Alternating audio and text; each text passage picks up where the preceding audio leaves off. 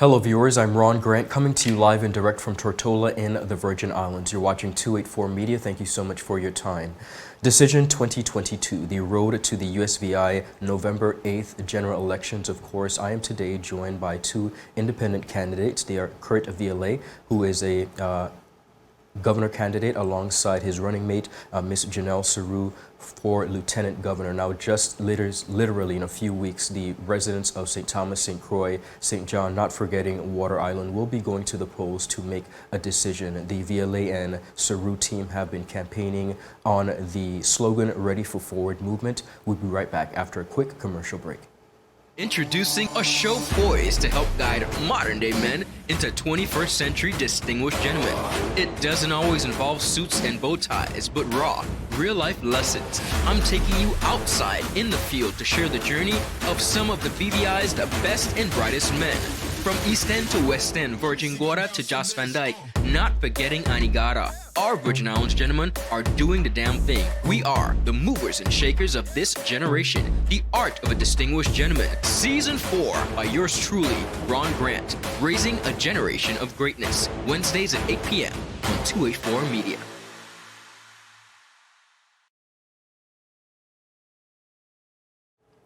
Viewers, welcome back and thank you so much for sticking with us. As promised, I am joined by two candidates who are contesting the general elections in the U.S. Virgin Islands for governor and lieutenant governor. They are Kurt Vialet, respectively, and Janelle Sarauw. I want to thank you guys both for your time once again. Welcome to our platform and good morning. Good morning. Good morning. How are you? Good morning to you. Good morning, well. And thank you. Beautiful. Now, it has been, I can imagine, a very grueling campaign process. You both are campaigning on the slogan Ready for Forward movement. Just shy out of about 4 weeks, persons from St. Thomas, St. Croix, of course, St. John, and not forgetting Water Island will be going to the polls. We're calling it Decision 2022. I want to get both of your perspectives as we look at the political campaign climate. How has it been going so far? It's been pretty intense. We've been canvassing all three islands, as you know, just like the BVI. It's a lot of traversing between the islands because water separates us.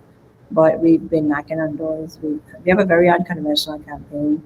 We're not out there throwing money, buying votes, but we're sticking to the issues: healthcare, education, disaster recovery. We've been on a radio point of view. We're dominating the YouTube channels as well. If you play a YouTube game, we interrupt you with an ad. So we've been really out there focused on, we've been really focused on the issues at hand and running an issue-based campaign. So we've been getting very good feedback as we traverse the islands. We've been canvassing in the neighborhoods. I can't say that we have received any negative comment when going from house to house, from home to home. So it's been a very positive experience being able to meet with the people of the Virgin Islands, shake hands, listen to the recommendation, listen to some of the complaints. You learn a lot as you go through this particular process, and we're both very excited about the path moving forward, and we're very excited about the strong possibility of being able to be the next governor, a lieutenant governor for the Virgin Islands. Now, in canvassing and speaking to residents across the U.S. Virgin Islands, what are some of the top concerns and needs heading into this election? What do the residents of the USVI want? Education is probably number one. Healthcare is number two. Infrastructure is number three. And infrastructure includes roads, repairing homes, roofs, the pipes, the water, the brown water that comes through homes in Frederickstead. So it would be, again, education, healthcare, and infrastructure. And I would agree, except I'll juggle it a little different.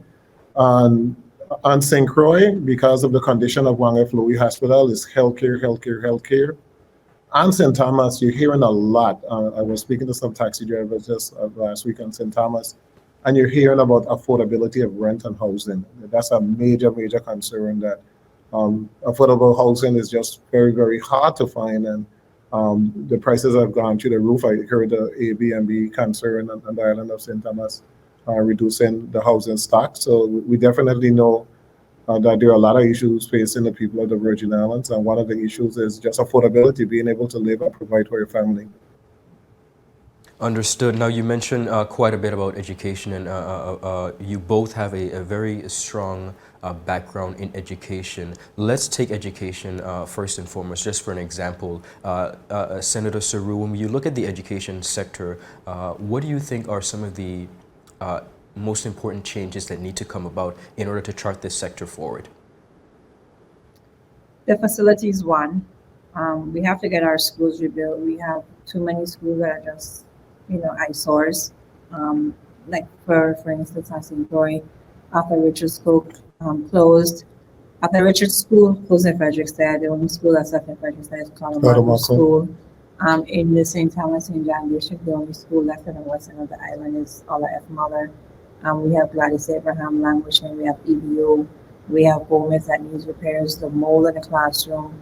Even with the modulars, we have to move out of those modulars and go to permanent facilities. We have walkways that are not covered. Our children are in school during their lunchtime in the blazing sun. Our PE teachers are frustrated that classrooms are in the hallway. Just the conditions as to which our students are learning and teachers are teaching.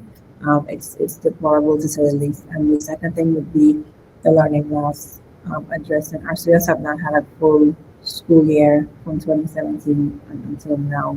Even now, they're going home for no water, disruption in the school day for fights.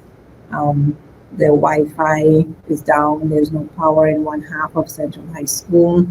So we really have to address the learning loss and come up with a strategy to do entrance exams, exit exams, targeted assessments, extending the school year, using federal funds to have targeted summer programs, because our children are definitely not on grade level. And then you have another cohort that is actually above grade level, and we actually have to push our ATC, our academically talented students, to, we have to actually push the envelope on them and maximize their potential. So we're seeing a big gap between learning loss, and then you have those that are really, really moving well that we are holding back because we're not able to push them to optimal levels. You said a lot there. I was waiting for you to let me cut in. Oh, sorry.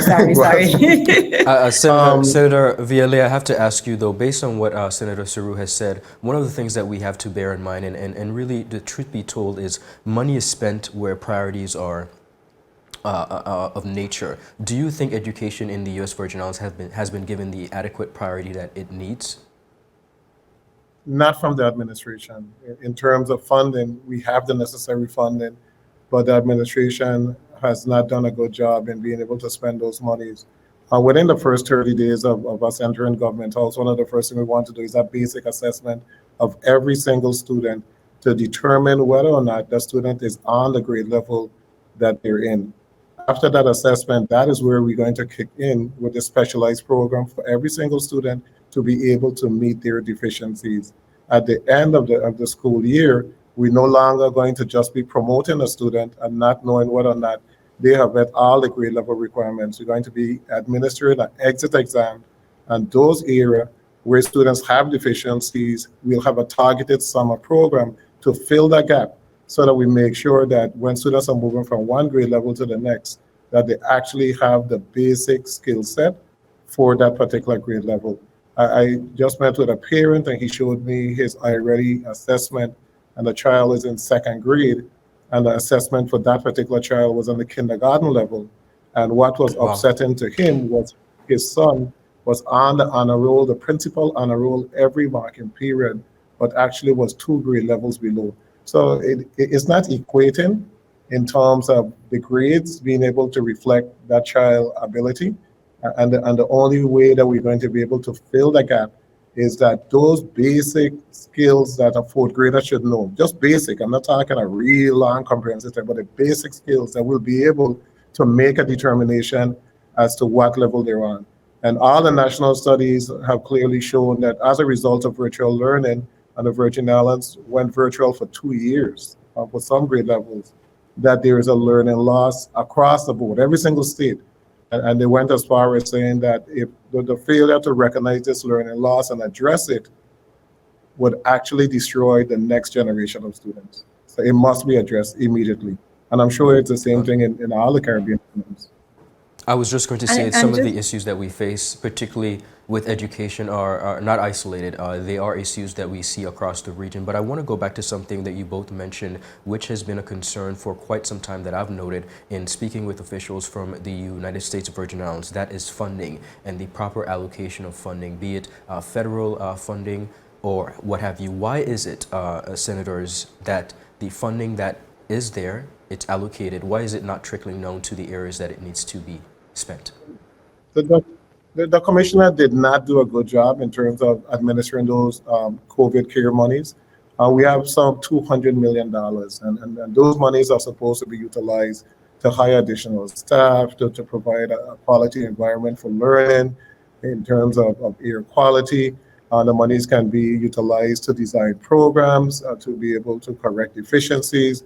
They presented a plan to the Department of Education, and the plan literally was not implemented.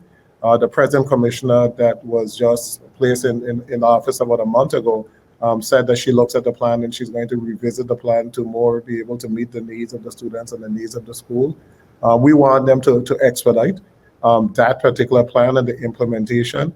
They also have local money, some $5 million that we appropriated, Senator Sarauw and myself, some 3 years ago for maintenance issue, to build covered walkways, and to do a lot of other stuff. They said that they want to reprogram those monies.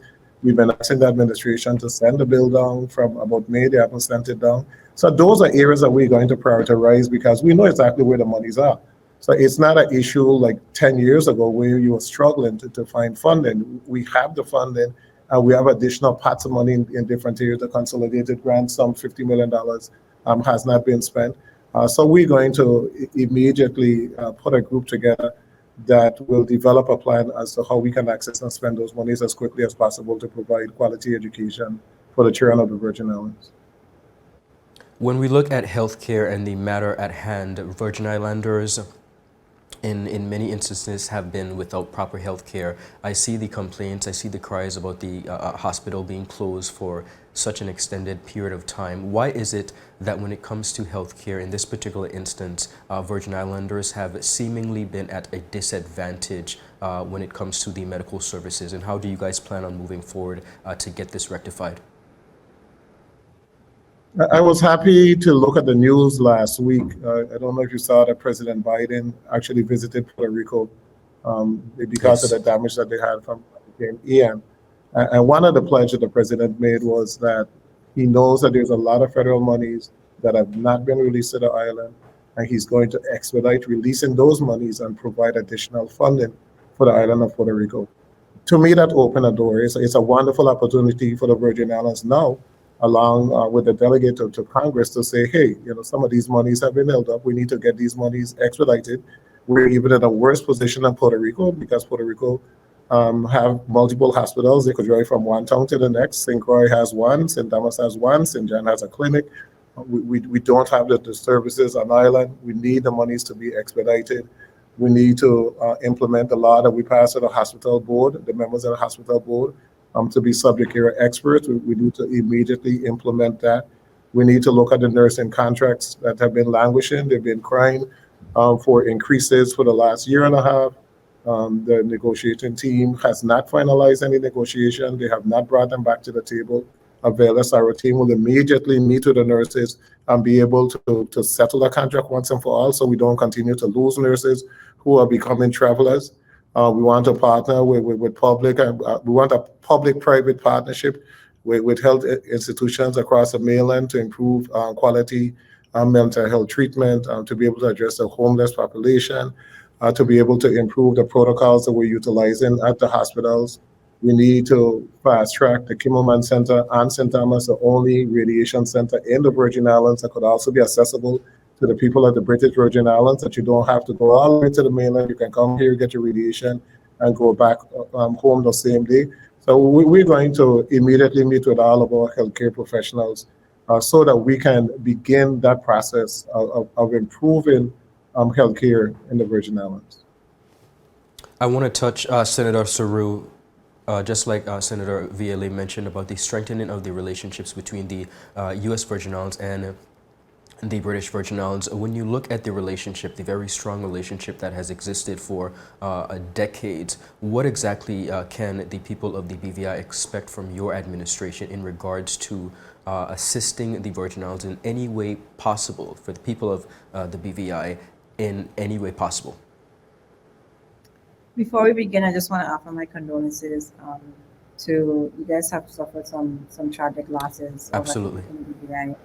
The last one with Crystal and the other 5-year-old that passed away. So my condolences from the Vialet Sarauw team to those in the British Virgin Islands. What you could look forward to, the government, well, we will actually continue the Inter-Island Council that's already existing. Great communication between the two, especially on the east side of the marine side. The marine side probably is the most contentious side between the both territories, because you hear the complaints all the time from the charter businesses about who's taking whose customers, who's in whose waters fishing.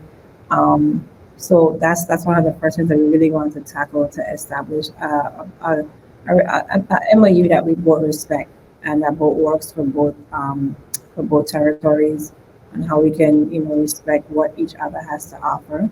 You'll hear St. Julian's complain about fishermen coming out in their waters. So that's definitely, you can expect on the marine side a robust discussion between the Commissioner, BPLR, the administration, the head of Fish and Wildlife, with the BPI government as well. We also want to improve even on the athletic side. We're seeing right now that we're participating in each other's athletic programs. We want to actually make the BPI a part of the interscholastic league, so we can grow a generation of athletes that are not competing amongst themselves, because in St. Thomas, 2 high schools, going back and forth all the time doesn't make any sense. So we want to expand on the athletic side as well. Anything to... Yeah, I think you started out with healthcare, so I want to go back to healthcare. I've been speaking with the Board of Medical Examiners about the possibility of privileges being granted overall when they grant privileges for doctors. Right now, they grant privilege for the island of St. Thomas to practice at the Snyder Hospital, and then they would grant privilege on St. Croix for doctors to practice at the Wangif Louis Hospital. I've had a discussion about the territorial board just granting territorial privileges. So when you receive privilege, you will be able to practice at any hospital.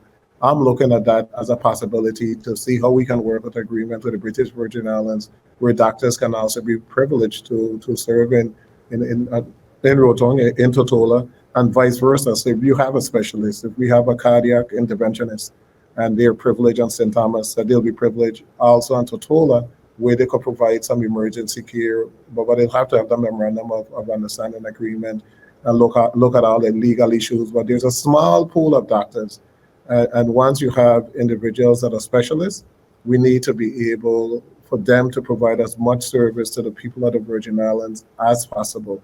And they can do that through dedicated schedules where, one day a week, this doctor would be coming to St. Croix to perform operations because this is their specialty. They'll be coming to Tortola the next day a week to perform. But we need to be creative to fill the healthcare void, because like the Virgin Islands, the British Virgin Islands also has a void in terms of healthcare and having enough doctors for the residents of the British Virgin Islands. Thank you both for sharing. I want to speak specifically to the voters. When you look at a Sarauw Vialet administration, I want to talk about stark differences that the voters of the Virgin Islands could expect with your administration. Well, first of all, we are the most transparent, down-to-earth team that you'll ever find. When we're in tune with the needs of the people. We understand the political climate. We understand the government. We've both served in the Committee of Finance the entire time we've served. Senator Vialet has served as the Chairman of Finance for the last 6 years. I have served on the Committee of Finance. So we understand thoroughly the ins and outs of the government, from the contracts to salaries of employees to everything that we do. So the Senate has given us a really, really good view on what the entire government looks like. But you definitely see more accountability happening. You see projects moving. you'll see that we won't be giving projects and contracts to a select few. Everybody has to eat. Everybody has to take part in this recovery if we are to move forward. When you choose one or two or three companies to be your architects, your project managers, your accountants, then you see the recovery stalling because it's too cumbersome for those three or four companies that we have decided to enrich. Um, the recovery is just at a slow pace. You'll see a resurgence of education. You see a priority in healthcare. You see a government that you can trust, an open door policy government where we're actively communicating, we're walking the beat. We're going to take it back where governors used to walk the streets, walk into agencies. We have to imbue or inspire government employees to want to come to work, to believe in us, to make changes, because so often we look at change from the top, not realizing there's so many issues in our government that starts with mid-level management, building capacity, as we want to do as well. We've started that through various programs that we have funded at UVI, from the Bachelor of Nursing to the Master's of Social Work, the agricultural major. We just added to the UVI cell the appraisers and the surveyors, because we're seeing a gap in construction recorder of deeds, because they lack surveyors, they lack appraisers. So you're going to see a lot of things moving at once, and you're going to see a resurgence of sports tourism, getting our athletes more intervention academic programs, community service, community centers open. You're going to see roads that are lined, streets that are lit as well. You're going to see a lot of movement of low-hanging fruits, because people don't wake up and talk about, oh, there's an SPV here, 40 million went here, 35. Those are like the complex topics. People want to drive on a road that's paved. They want to drive on a road that's striped. They want to drive on a road that's lit. They want to be able to drop their child off someplace after school and know that they're safe. They want to have their activities for their children, period. They want to know that when they go to work, the building is not mold infested. So that's some of the things that you're going to see.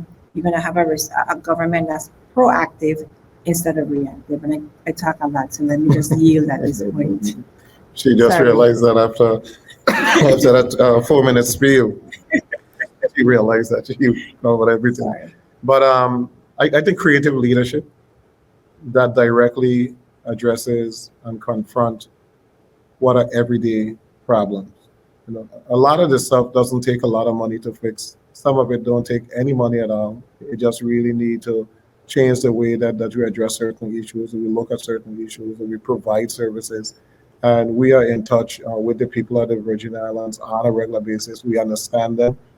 Coming out of the field of education, you have a totally different view that someone who has not served in education would have, because in education, when you work in a public school, you serve children who are extremely smart, children who are struggling, special needs from all different types of homes, individuals who come from intact family, individuals whose parent is in jail, individuals whose parent is on the street. So I understand all of those issues. Senator Sarauw understands those issues, and we understand that it is a responsibility of the government of the Virgin Islands to serve all its people and not a certain few. And we must be able to develop programs where we're going to be able to touch those that need the services the most. Who has the discussion with the custodian and the kitchen worker who's making $27,000 as to how they're able to meet their bills? So we need to have those discussions, and we're going to have those discussions, because when you elevate people from the bottom, you have an overall better society. Senator Vialet, I have to ask you before we wrap up, how do you expect these differences with your administration and the operation of running your administration to change the Virgin Islands, the U.S. Virgin Islands, standing across the region? Well, we have to internally improve what we're doing, and I know it's going to be a tremendous challenge, but I think it's achievable. We're going to need to have a lot of meetings, not just not just govern from the top, but to actually meet with these departments and discuss challenges, and sometimes without any of the middle managers there, and discuss challenges with the employees as to how we could improve service in that particular area. We need to motivate the workers of the government of the Virgin Islands, the workers in the private sector, to be able to treat everyone as if that person is their family member. We will have to elevate the job that we're doing in the Virgin Islands and stop taking everything for granted. A lot of islands are working hard to move ahead of the Virgin Islands, and it's important that we continue to move in a positive direction and not be stagnant because we think we have arrived. The tourism market is a very good picture. I mean, you can see the development even in the British Virgin Islands, where you have made some tremendous decisions with the dock and the shopping area, and the island of St. Kitts how they're expanding their tourism product. And at St. Thomas, we had no ships for almost 1 year, and we're just rebuilding Vendors Plaza right now. So that shows you the lack of really thinking about the product that we're offering on a regular basis, and we will push those type of issues through to make sure that we're able to have a better product in the Virgin Islands overall, and then begin to have some discussions as to how we could partner with the rest of the Caribbean to make sure that the Western Caribbean is the greatest place literally on the planet. And I think we have that opportunity now because there's turmoil in Europe. There's turmoil in the Middle East. One of the safest area in the world to travel right now is the Caribbean. So we need to be able to partner with each other. The British Virgin Islands would be the perfect way to start that partnership through the sailing industry and a lot of the other areas, but we are going to have to not be so territorial and begin to envision how we'll be able to impact each other. You know, somebody coming and sailing the BVI for 1 week and then coming to St. Croix to play golf the next week and coming to St. Thomas to shop the next week. I mean, we have the perfect package in this small little radius of maybe 80 miles across from each other max. We have the perfect package to market this area as one of the greatest tourism products that the Caribbean can offer. Thank you so much. Senators Vialet and Sarauw, before we go, I want you to speak to the voters of the U.S. Virgin Islands. On November 8th, decision making will take place. Many may be undecided. We know many voters sometimes don't come out, but what do you say to the voters in their decision making and the importance of coming out and supporting whomever they see fit? Well, voting has already begun yesterday. Early voting began. And of course, it culminates on November 8th. One reason to vote is that, especially for those in the U.S. Virgin Islands, we got the right to become self-governed in 1970. That was yesterday. And people died, they sacrificed, they put their life on the line for the right to vote. In the BVI, the British left you to be a bird sanctuary. They didn't look back, and you guys built your territory as is. So it's important for us to understand the sacrifices of those that came before us, and that, you know, the right to vote, that is a cornerstone of any democracy. And we're asking that when you cast your vote for the team who has showed up every single day for you. When you look at a Senate hearing, you show up well read, researched. There's this thing, oh, Janelle Sarauw has rage. I have rage and I own my rage because I am fighting for lights and accord. We are fighting for a better quality of life. We're fighting to put forth a balanced budget. We're fighting, asking collective bargaining. Did you honor the union contracts? Have you finalized them so we can put money in the budget to give raises? We fight and we fight and we fight every day for the people of this territory. We're not enriching ourselves, and we are prepared to serve, and that is exactly what we want to do. We want to move the territory forward, not backwards, not to the side, to move forward, and we're ready for forward movement. So we're asking those listening and viewing to vote for the Vialet Sarauw team, number 4 on the ballot. Yeah, we're very real. There's nothing fake about us. What you see, you get. We're very straightforward in our approach. Sometimes it's love, sometimes it's not light, especially when you're telling individuals the truth and they don't want to hear the truth. But you can trust this team because you have seen our performance. You have seen that we make decisions that are in the best interest of the Virgin Islands and not in the best interest of a special group or the best interest of a selected few. We're willing to make tough decisions. We have done it before, and we continue to make tough decisions and have the tough arguments as to why certain stuff should or should not occur. We in no way believe that this seat that we're aspiring to hold is one that should be controlled by anyone, but should be controlled by the people who we represent, who are the people of the Virgin Islands. We know that we can provide really solid and good leadership because of our background, because of our experience. As a senator, senators in the Finance Committee, you get exposed to every single branch of government and all the inner workings of government. So we have a totally different understanding. We have wonderful relationships with individuals throughout the government of the Virgin Islands and the private sector. We're business oriented. We're pro-business, but we want the businesses to also provide a product for the Virgin Islands and provide opportunities for the people of the Virgin Islands. We are not going to be an administration that need to cut a deal in order for a business to come to the Virgin Islands, but they would be entering into agreements because we know the potential that they bring in creating a middle class.